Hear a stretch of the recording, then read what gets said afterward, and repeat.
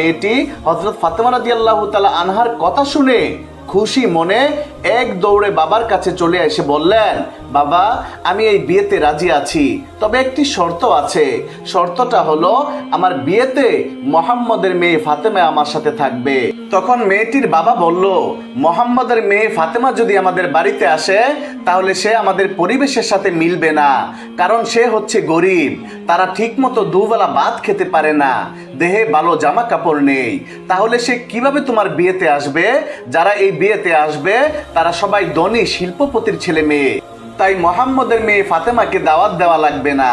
তখন মেয়েটি তার বাবাকে বলল, বাবা ফাতেমাকে যদি বিয়েতে আসতে বাধা দাও তাহলে আমি জীবনও এই বিয়ে করব না। এক পর্যায়ে বাবা নিরুপায় হয়ে রাজি হলো এবং মেয়েকে বলল, আমি তোমাকে অনুমতি দিতে পারি, তবে একটা শর্ত আছে। শর্তটা হলো যদি মুহাম্মদের মেয়ে ফাতেমা আমাদের বাড়িতে আসতে চায় তাহলে তাকে সুন্দর নতুন জামা কাপড় পরেই আসতে হবে। যদি পুরাতন জামা পরে চলে আসে তাহলে আমার বাড়িতে ঢুকতে পারবে না। তখন সেই মেয়েটির বাবার কথা শুনে মেয়েটি আবার দৌড়ে হযরত ফাতেমা রাদিয়াল্লাহু তাআলা আনহার কাছে গিয়ে কেঁদে কেঁদে বলল, হে বোন তুমি আমার বিয়েতে যাও, তা আমার বাবা চায় না, তবে আমার বাবা একটা শর্তে রাজি হয়েছেন। শর্তটি হলো আমার বিয়েতে যদি তুমি যাও তাহলে অবশ্যই নতুন সুন্দর জামা কাপড় পরে তোমাকে আসতে হবে। এখন তুমি বলো তুমি আমার বিয়েতে যাবে কিনা? এই কথা শুনে হযরত ফাতেমা রাদিয়াল্লাহু তাআলা আনহা কেঁদে কেঁদে বললেন, বোন আমার জীবনে এমনও দিন কেটে গেছে আমি আমার জীবনের নতুন জামা কাপড় চোখেই দেখিনি। দিনের পর দিন চলে যায়, যার ঘরে চুলায় আগুন ধরে না, দিনের পর দিন চলে যায় আমরা না খেয়ে থাকি, সেখানে নতুন জামা কি করে পাবো? তখন মেয়েটি হযরত ফাতেমা রাদিয়াল্লাহু তাআলা আনহাকে বলল, বোন তুমি যদি তোমার নিজের জবান দিয়ে একবার বলো যে আমি নতুন জামা কাপড় পরে তোমার বিয়েতে যাব, তাহলে আমার বিশ্বাস তোমার সৃষ্টিকর্তা মহান আল্লাহ রব্বুল আলামিন তোমার জামা কাপড়ের ব্যবস্থা করে দিবেন, কারণ আমি জানি তোমার সাথে তোমার রবের অনেক ভালো সম্পর্ক। ফাতেমা রাদিয়াল্লাহু তাআলা আনহা এক সময় আবেগী হয়ে বললেন, ইনশাআল্লাহ আমি তোমার বিয়েতে যাব এবং পৃথিবীর সবচেয়ে দামি কাপড় পরিধান করেই যাব। তখন মেয়েটি দৌড়ে তার বাবার কাছে গিয়ে তার বাবাকে বলল, বাবা ফাতেমা আমার বিয়েতে আসবে এবং সবার চেয়ে দামি কাপড় পরেই আসবে।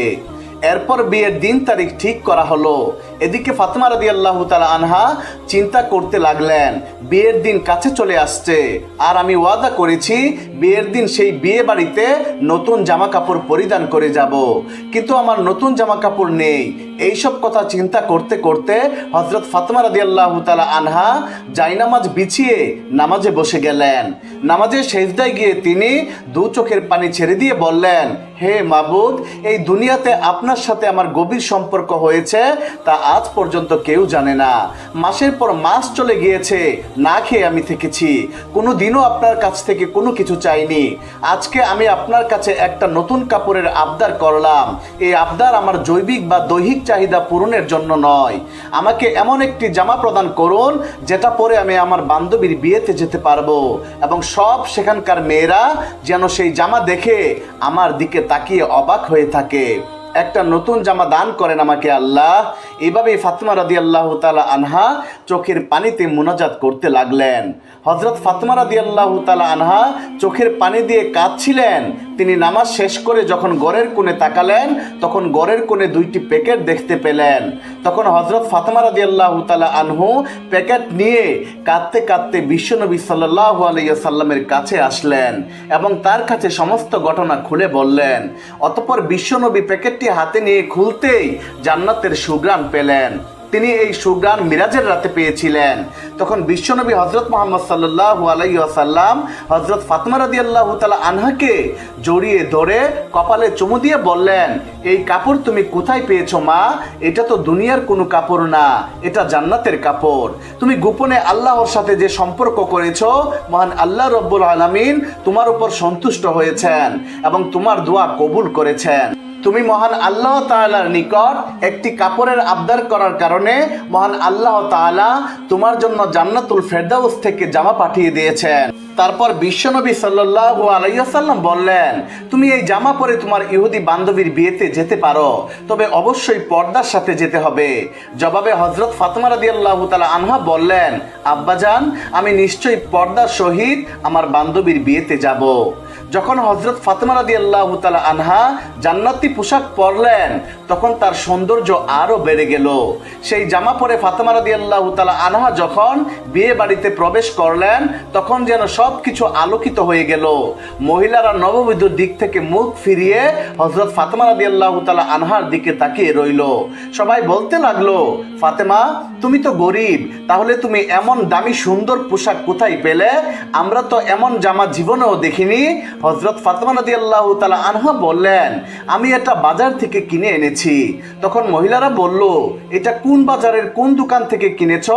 হযরত ফাতেমা রাদিয়াল্লাহু তাআলা আনহা বললেন, তোমরা সেই বাজার চিনবে না, সেই দোকানও চিনবে না, এমনকি যে রাস্তা দিয়ে আমি সেই বাজারে গিয়েছি সেই রাস্তাও তোমরা চিনবে না। তখন সেই মহিলারা বলল, আমরা চিনব, তুমি শুধু একবার ঠিকানা বলো। তোমার ঠিকানা বলতে দেরি, কিন্তু আমাদের সেই বাজার চিনতে দেরি হবে না। তখন হযরত ফাতেমা রাদিয়াল্লাহু তাআলা আনহা তাদেরকে বলল, আমি যে বাজারের দোকান থেকে এই জামাটা কিনেছি, সেই দোকানে কোনো সাধারণ রাস্তা দিয়ে যাওয়া যায় না। ওই দোকানে যেতে হলে একটা বিশেষ রাস্তা দিয়ে যেতে হয়, আর সেই রাস্তার নাম সিরাতুল মুস্তাকিম। সেই রাস্তার জন্য আমার বাবা হযরত মুহাম্মদ মুস্তাফা সাল্লাল্লাহু আলাইহি ওয়াসাল্লাম সব সময় দিনের দাওয়াত দিয়ে থাকেন। যে রাস্তার জন্য আমার বাবা তায়েফের জমিনে 3 বার রক্তাক্ত হয়েছেন, সেই রাস্তার নাম হলো সিরাতুল মুস্তাকিম। সেই রাস্তা দিয়ে যদি তোমরা যাও, তাহলে যেতে যেতে একটা বাজার পাবে। সে বাজারের নাম হলো জান্নাত, আর সেই বাজারে একটি দোকান আছে, সেই দোকানের নাম হলো জান্নাতুল ফিরদাউস। সেই দোকানের মালিক আমাকে এই জামাটা দিয়েছে। মহিলারা সেই জামা পাওয়ার জন্য এতটাই বেকুল হয়ে গিয়েছিল যে তারা ফাতেমাকে বলতে লাগলো, ফাতেমা, আমরা যেতে চাই সেই পথে, তুমি আমাদেরকে নিয়ে যাও। তখন ফাতেমা বলল, সেই পথে যেতে হলে প্রথমে সবাইকে একটি বাক্য উচ্চারণ করতে হবে, তোমরা কি পারবে সেই বাক্যটি উচ্চারণ করতে? তখন মহিলারা সবাই পারবে বলে সম্মতি দিল। অতঃপর হযরত ফাতেমা রাদিয়াল্লাহু তাআলা আনহা বললেন, সেই বাক্যটি হলো লা ইলাহা ইল্লাল্লাহু মুহাম্মাদুর রাসূলুল্লাহ সাল্লাল্লাহু আলাইহি ওয়াসাল্লাম। তখন উপস্থিত সকল মহিলা এই কালেমা পড়ে মুসলমান হয়ে গেল। সুবহানাল্লাহ, সুবহানাল্লাহ। আল্লাহ পাক আমাদের সবাইকে হযরত ফাতেমা রাদিয়াল্লাহু তাআলা আনহার মতো আল্লাহর সাথে গভীর সম্পর্ক স্থাপন করার তৌফিক